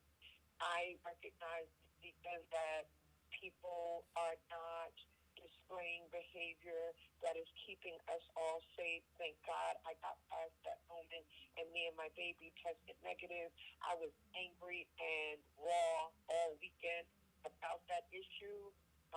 So I know that what you're saying is true. That if we don't take this vaccine because of stupid people, we could be up shit forever and today. I still have to think that over.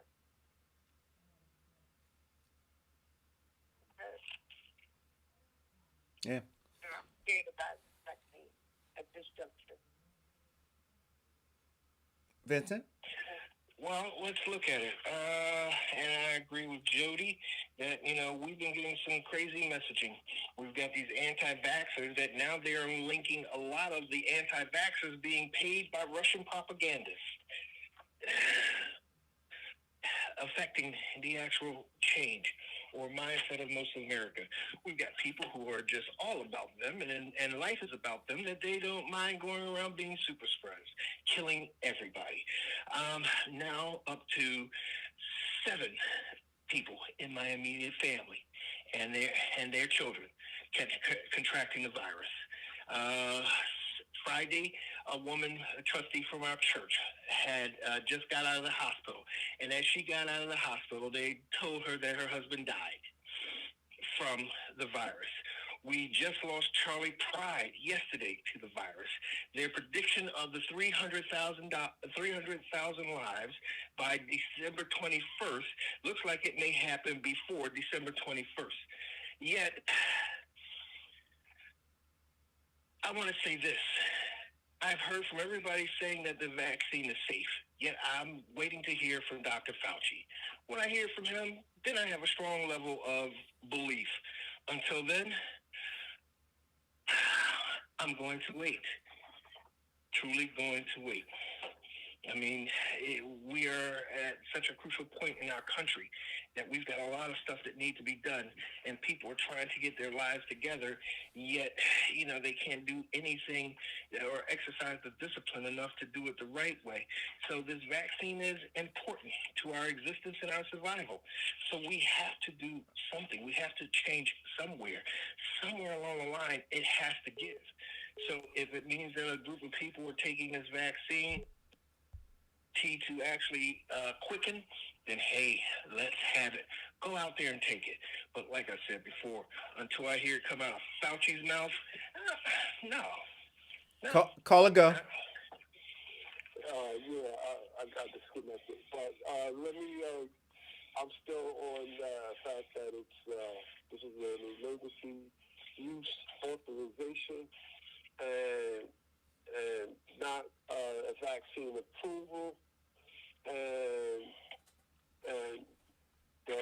we don't know, like Jody said, the normal time that it usually takes to get an approval on the vaccine is 9 years, long time, and it's too much confusion, and that has been sown in this level, in this government, whether it's Democrat, Republican, it's just we're in a state of confusion, and nobody really knows. So I'm not going to go on the herd mentality of Dr. Fauci saying it's okay and everybody going to take the vaccine.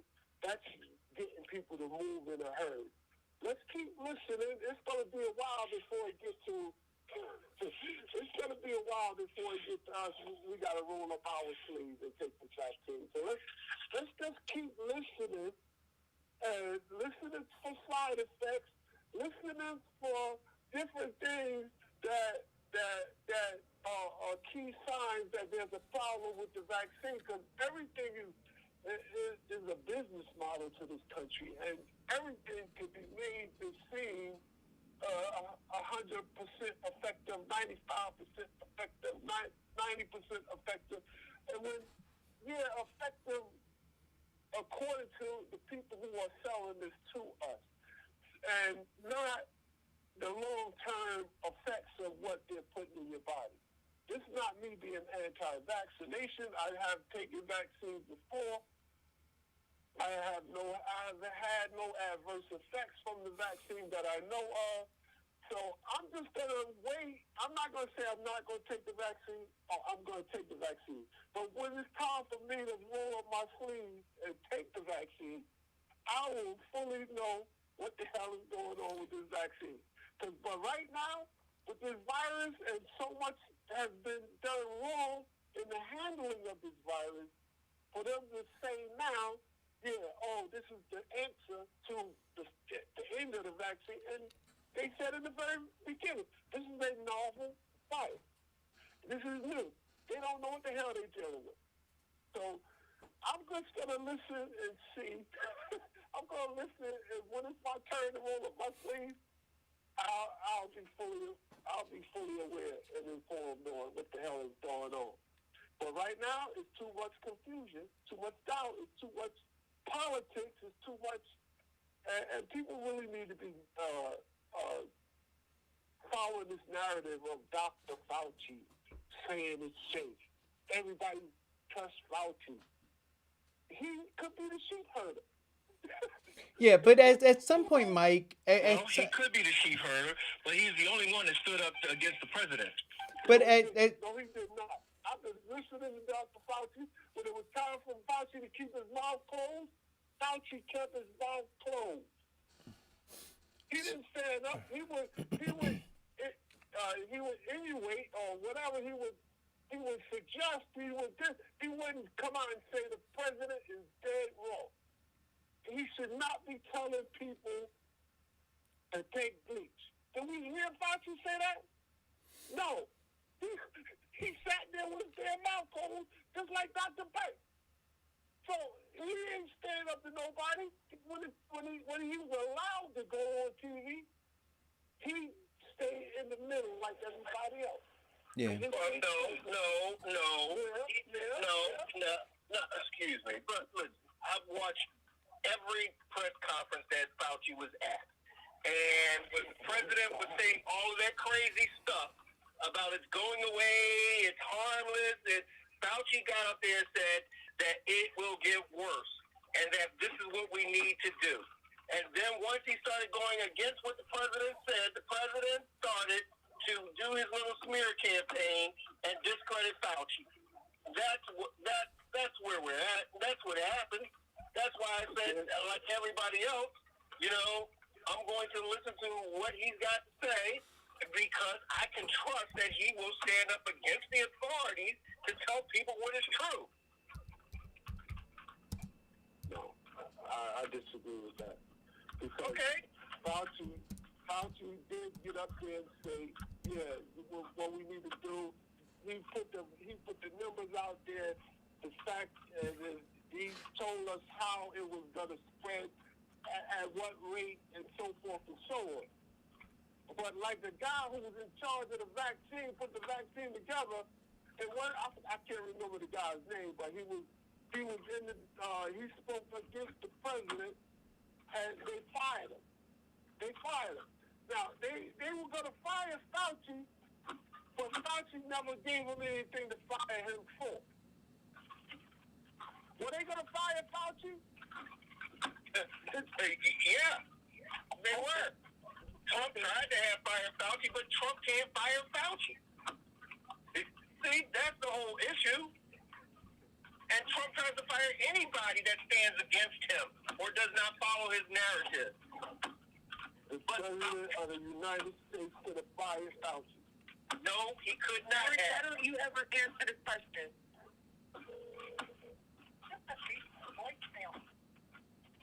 I think Say that again, Jody?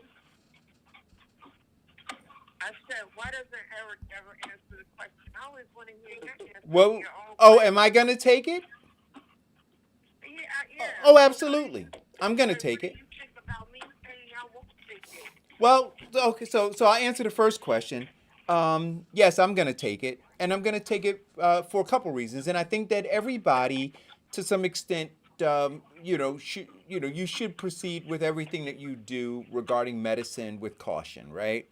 But I think a big part of it is finding medical professionals who you trust, right? So I spent a long time surrounding myself with medical professionals who I have a great deal of trust in. And so I have consulted all of them, including Dr. Chris Purnell, right? Who has, if you've watched, has been traveling the media circuit now, talking about the virus, right? Now, I have a personal relationship with Dr. Purnell. So when I talk to her and I say, hey, listen, she says, Eric, I'm taking the vaccine. When it's available for me, she said, she said, I enlisted in the clinical trial. She said, I don't know whether I got the real thing or the placebo. She said, but it was important for me to do it. You know, she lost 2 family members to to complications to COVID-19. So when I have these personal conversations with medical professionals, right, who I don't believe have anything to gain, right? Like they're not looking at some financial gain from it. And they know me personally, and not just Dr. Purnell, but talking to my doctors over at Sloan Kettering, right? And then talking to friends of mine who are doctors. And now, you know, my daughter Lucy, who's gonna be a doctor, right? And say, well, wait a minute, do you know people who you can talk to? And she goes, well, Daddy, when I was, you know, I'll call these people that I worked with at Cooper Hospital, right? And I'll call these other people and I'll get some information from you. So I'm doing what Mike is doing, right? I'm listening. You know, but I'm cobbling all of this together. And from these people who I trust, I have drawn the conclusion that none of them are tied into the political stuff that we know exists. None of them are tied into the money stuff, right? These are all people who have discerned from reading information, everything, that this thing is safe. And so because of those reasons, I'm taking it. Now, to answer the question about you not taking it, I would say to you, I understand the trepidation, right? I understand the concern. I would implore you to reach out to people like Dr. Chris, to reach out to other people, call your physician, see if you can reach, you know, a physician who cared about you and cared for you and your children 10 years ago, right? And say, hey, listen, I just want to ask you a question about this. Somebody people who you trust. Now is the time to reach out to them. And I agree with Mike. Don't let Dr. Fauci be the end all, be all to end all. Reach out to people who have been in your life, in your space, right? Reach out to them. Do that. And if you did, and I would say if you did that, then I'd be comfortable with what the outcome is going to be. Right? But for people who don't do, but Jody, but for people who don't do that, who don't take that time, who just kind of sit back and go, nah, I'm not going to take it. I'm saying, now that's being irresponsible, right? Take the responsibility and just make some phone calls. Friends, family, do you know any doctors? Do you know any other people who do some research that you trust and believe in? And don't just be the person that's gonna, for the sake of batting away science and information, just swat it away, right? Don't do that, because I think that's irresponsible. But if you are truly reaching out, trying to find out from people who you have trusted in the past, I'm sure you'll get to the right answer. I would also suggest that on your regular doctor's visit, I came here to talk to you about the vaccine. Yes. I want to know what the hell your opinion is on it, you know? They get paid for You're 100% right, Mike. I'm just understanding the time and place that we're in. I know the skepticism that's out here, and we have a lot to be skeptical on. So I'm just keeping my ears open and listening and trying to get as much information as I can, especially when they start talking about new technology in the medicine. And I like the fact that they're not using COVID to try to solve a COVID problem. That right there intrigues me on how they're doing that. See, and I talked to a lot of professionals. I talked to a lot of doctors, and they all said the same thing. They all said it. In fact, they said the mRNA, that process actually is coming to fruition because they used that during the Obama administration for Ebola and the what's the name flu, the SARS. So I'm not skeptical of it. What I am skeptical of is its effect on people of color. Now, keep in mind, the vaccine was developed by a black woman. That technique was developed by a black woman. And they have done some trials for people of color. But, like I said, again, the only person medically that I want to hear from right now is Dr. Fauci. I've heard from everybody else. I've got their opinion. And like all of you, I've been taking it all in. Vincent, you do understand when they start talking about people of color, they're not always talking about black people. You know that? I do know that. But at the same time, we can't the trial, and just because a black person is involved in something, don't mean that instead of being the best interest of all, like you said, I'm not saying it, you said all black people. It don't mean it's going to be in the best interest of all black people. That's quoting you. That is true. And I agree with that 100%. Oh, so okay. I like to, like I said, I like to wait and see, what's going on, where it's at, what it's looking like, et cetera, before making my decision. And then you know what else I think could happen? I think when we find information, right? You'll be so far at the end of the line with these people with all of this money gobbling this thing up. You're going to be so far at the end of the line before you get it done. This is effective. You're going to be so far at the end of the line to take a damn vaccine that these people are going to be lining up with their money in hand to get this vaccine. Oh, yeah, probably. Well, more than likely we'll have a huge variance in terms of who's getting it. Not to mention, black people always tend to be at the short end of the lollipop. But like I said,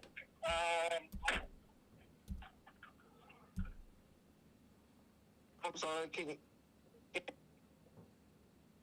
No, you're breaking up. But listen, we're at 12 o'clock.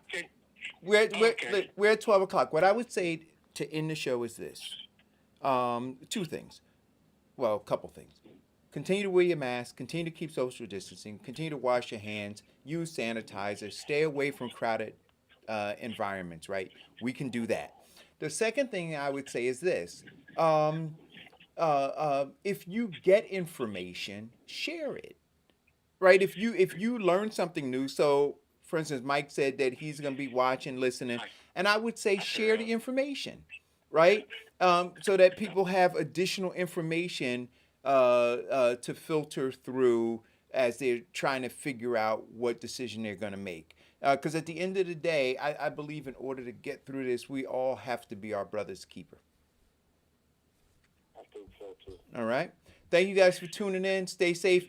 Like I said, for me, because I don't feel well, but it may be attributed to, some other stuff. But, by the end of the day, I may wind up going getting tested myself. You guys be safe. Tune in tomorrow for DJ Viney Day. And tune in tomorrow for DJ Viney Day. Thank you guys for listening. Thank you guys for weighing in. Please hit the share button. You too.